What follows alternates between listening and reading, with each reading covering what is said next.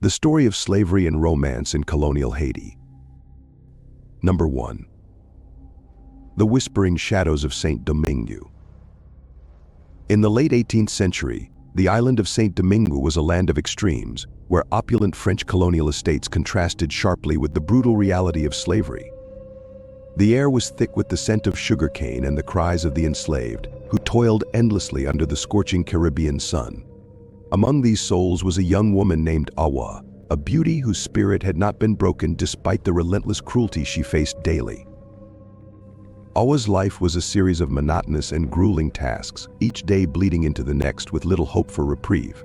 The overseers, with their whips and merciless eyes, kept a tight grip on the plantation's labor force, ensuring no sign of rebellion. Yet, amidst this bleak existence, Awa found solace in the most unexpected place: the gaze of a man who was forbidden to love her.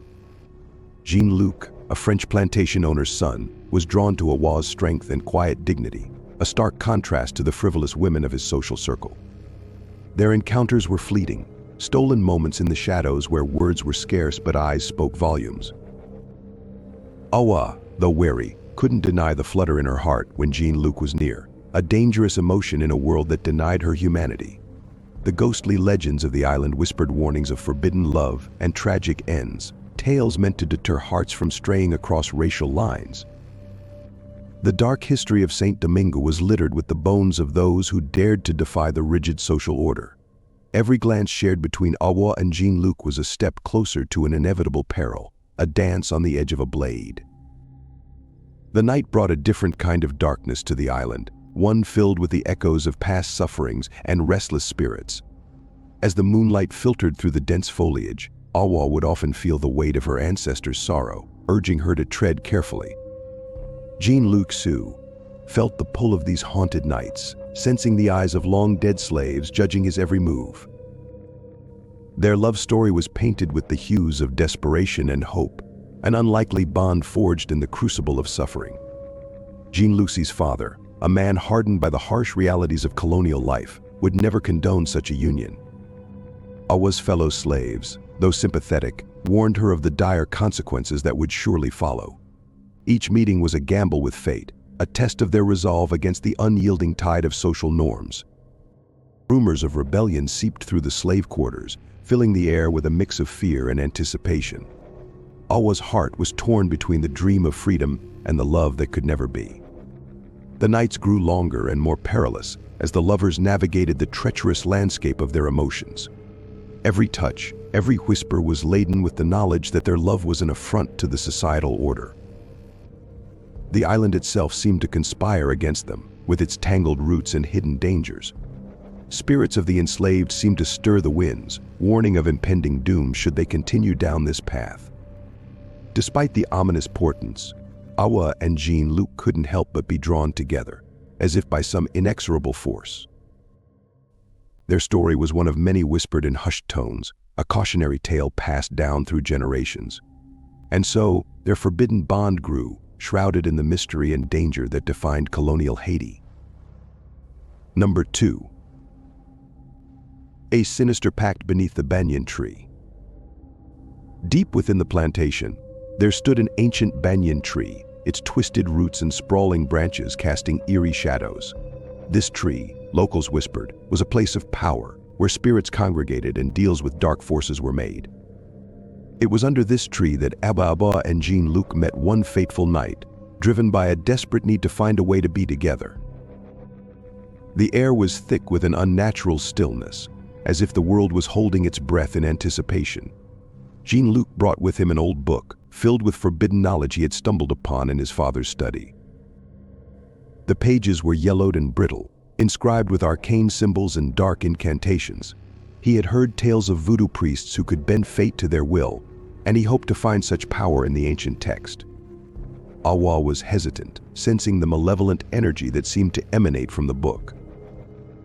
Her people had long practiced voodoo, but this felt different, darker, and far more dangerous. Jean-Luc, driven by love and desperation, was blind to the warnings and omens that surrounded them. The ritual they performed was a blend of voodoo and the dark arts described in the book, a dangerous fusion of faiths.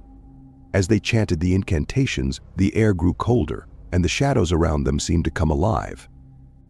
The banyan tree, once a silent witness, now groaned and creaked, as if in response to their unholy prayers. Awa felt a chill run down her spine, the weight of unseen eyes watching their every move. Jean-Luc, determined to protect their love, pressed on, drawing symbols in the dirt with trembling hands. The ground beneath them seemed to pulse with a sinister energy, as if the very earth was rejecting their actions. As the ritual reached its climax, a figure emerged from the darkness, cloaked in shadows and malevolence. The spirit, neither man nor beast, spoke in a voice that seemed to echo from the depths of the abyss. It demanded a price for its assistance, a sacrifice that would bind their souls for eternity. Awa and Jean-Luc, caught in their web of love and desperation, agreed without fully understanding the consequences. The spirit's laughter echoed through the night, a chilling sound that would haunt their dreams forever. With a wave of its hand, the spirit vanished, leaving behind a palpable sense of dread and foreboding. The banyan tree stood silent once more, its roots twisted around the dark secret it now harbored. Awa and Jean-Luc returned to their respective worlds, forever changed by the pact they had made. The ritual, though successful in its immediate goal, had unleashed something far darker and more insidious. Shadows seemed to follow them wherever they went, whispering of doom and destruction. Their love, once a beacon of hope, now felt like a curse, a burden too great to bear. The plantation, once vibrant, began to wither as if tainted by the darkness they had invoked. Awa's fellow slaves spoke in hushed tones of the changes they sensed, the malevolent presence that now pervaded their lives. Jean-Luc's family, too, felt the shift, though they could not understand its source. The island itself seemed to turn against them, as if nature was rejecting the abomination of their love. Number 3. The rising tide of revolution. As the months passed, the whispers of rebellion grew louder, the slaves of Saint-Domingue yearning for freedom from their oppressors. Toussaint L'Ouverture, a former slave, had become a beacon of hope, leading a revolution that promised to end their suffering. Awa found herself drawn to the cause, her heart torn between her love for Jean-Luc and her desire for liberation. The plantation was a powder keg, ready to explode at any moment, with tensions running high on both sides. Jean-Luc, aware of the growing unrest, tried to protect Awa, but the forces they had unleashed were beyond his control. The spirit they had summoned seemed to revel in the chaos, feeding off the fear and violence that erupted across the island. Awa's fellow slaves, inspired by the revolution, began to rise up against their masters, their rage fueled by centuries of oppression. Jean-Luc's father, a staunch defender of the old order, met their rebellion with brutal force, unaware of the true enemy that lurked in the shadows. The plantation became a battleground, with blood soaking the fields where sugarcane once grew. Awa fought alongside her people, her love for Jean-Luc a distant memory amidst the horrors of war. The spirit, bound to her by the ritual, guided her hand in battle, its dark power turning the tide in her favor. Jean-Luc, torn between loyalty to his family and his love for Awa, found himself lost in the chaos. The revolution, though a fight for freedom, was also a manifestation of the darkness they had invoked. Every victory came at a terrible cost, with the spirit demanding more and more in return for its assistance. Awa, though victorious in battle, felt the weight of the spirit's influence growing stronger with each passing day. Jean-Luc, desperate to save her, sought out the remaining pages of the book, hoping to find a way to break their pact. The island, once a paradise, was now a hellscape of fire and death, the revolution consuming everything in its path. Awa's fellow slaves, though free from their chains, were haunted by the spirit's presence, their victory tainted by its darkness. Jean-Luc's family, too, fell victim to the chaos, their wealth and power crumbling before their eyes. The spirit, now fully awakened, sought to claim its due, demanding the ultimate price from Awa and Jean-Luc. Awa, though powerful, was not immune to the spirit's demands, her soul slowly being consumed by its darkness. Jean-Luc, armed with the knowledge from the book, confronted the spirit beneath the banyan tree, hoping to end their torment. The confrontation was fierce, with the spirit's malevolent power clashing against Jean-Luc's desperate resolve. The banyan tree, silent witness to their love and suffering, stood as the battleground for their final fight. Awa, torn between the spirit's influence and her love for Jean Lucy, found herself at the center of the conflict. The spirit, sensing its impending defeat, lashed out with all its fury, determined to drag them both into the abyss. Jean Lucy, driven by love and desperation, managed to break the spirit's hold, freeing Albaba at the cost of his own life. The spirit's scream echoed through the night, a sound of pure rage and frustration as it was banished back to the shadows. Awa, though free, was left to mourn the loss of Jean Luc, her heart heavy with the weight of their tragic love. The revolution, though successful, was forever marred by the darkness they had unleashed, a cautionary tale for future generations. Number 4. Echoes of the past. Years passed, and the story of Awa and Jean Luc became a legend, a tale whispered among the freed people of Haiti. The island, though free from the shackles of slavery, was haunted by the memory of the spirit and the darkness it brought. Awa, now an elder among her people, carried the scars of her past, both seen and unseen. The plantation, once a place of suffering, had become a monument to the resilience and strength of the human spirit. The spirit, though banished, left a lingering presence, a cautionary tale of the dangers of tampering with dark forces. The banyan tree, now revered, became a place of pilgrimage for those seeking to understand the past.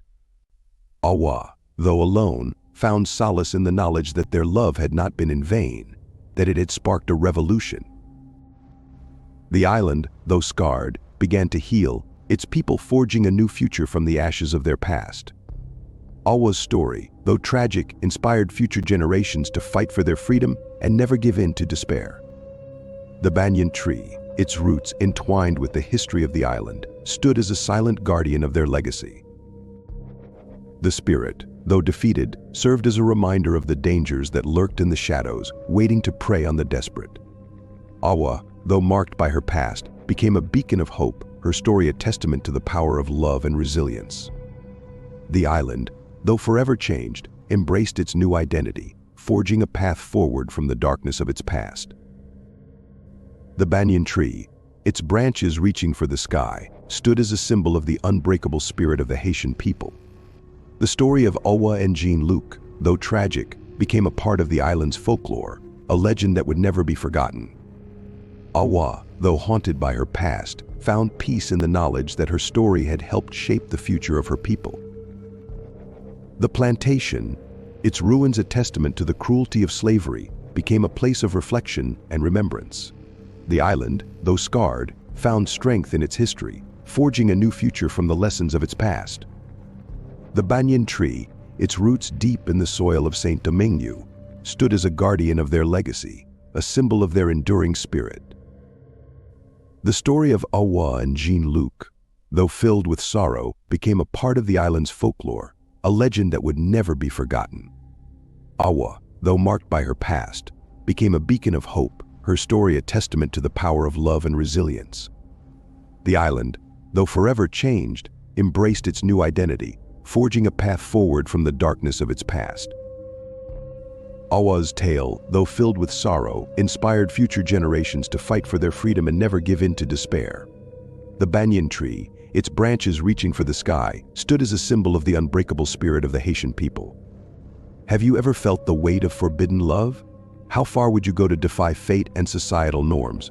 Leave a comment below.